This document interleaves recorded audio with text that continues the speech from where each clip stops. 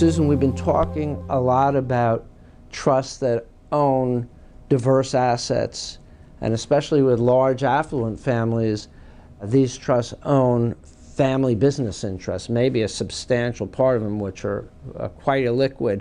Can you tell us, what are the duties, why are the duties so different of a trustee of a trust that owns family business interests as opposed to a completely monetized trust that just has liquid interests? What's the differences? Why spend so much time on figuring out who should be the trustee of that trust? Why should a family go through that pain and agony of figuring that out?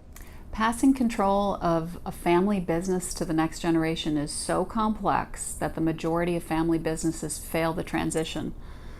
A common scenario that leads to problems is where owners want to leave the business to their children, but only one child is interested in or capable of running the business. A popular solution is to leave the interested child an equal share of the business together with management control, and leave the other children's interests in the business in a trust with the manager child as the trustee. This raises difficulties for the manager trustee because the fiduciary duties of a trustee are much stricter than those of a business entity fiduciary.